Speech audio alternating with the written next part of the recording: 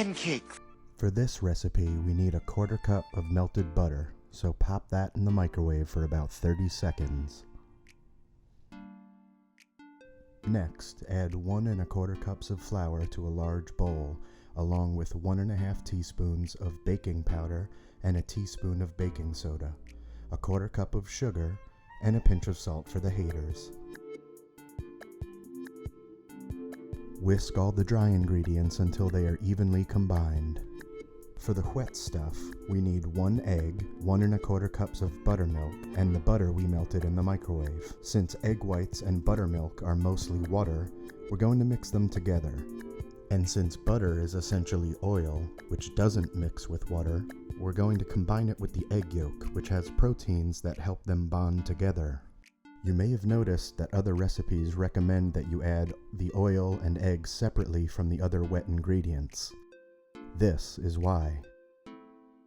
My problem with this method is that it increases the chances of over-mixing, which is very easy to do with pancake batter. Over-mixing means gluten development, and gluten means tough pancakes.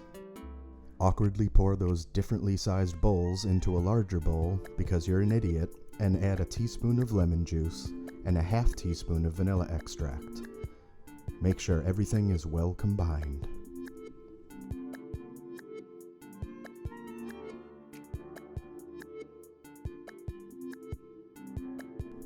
Pour the wet ingredients over the dry ingredients rather than the other way around, because the weight of the liquid will help to keep the flour contained and not airborne.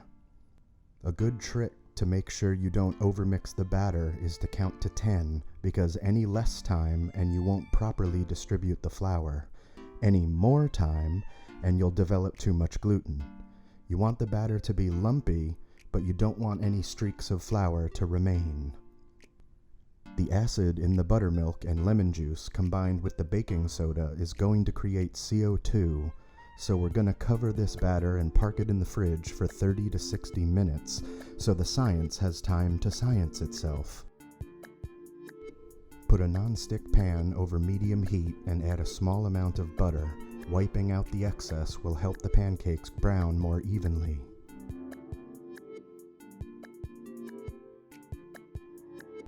Add 1/3 to a 1/2 cup of batter and cook for about 2 to 3 minutes until bubbles begin to form and the edges begin to tighten.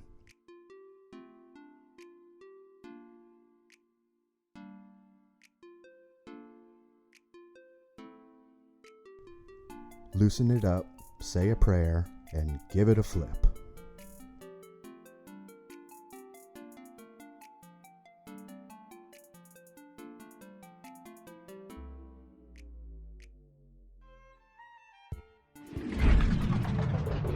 Yes. He's beginning to believe. Alright, let's try that again. Yes! Yes! If you have one of these griddle pans, even better. Line it with bacon while it's cold, and as it heats up, it will help render out the fat. The resultant bacon will be equally crunchy and melt in your mouth fantastic.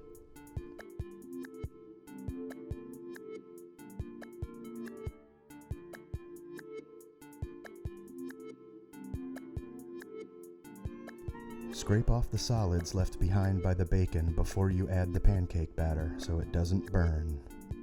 It can be a little difficult to regulate the temperature on these pans because they hold on to heat so well. If you drop water and it immediately sizzles off, the pan is too hot. You want it to sit there like this.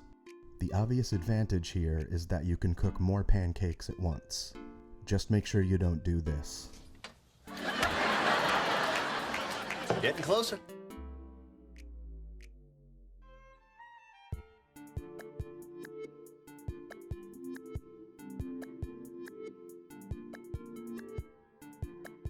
I like to think that these were the pancakes that Prince served to Charlie Murphy.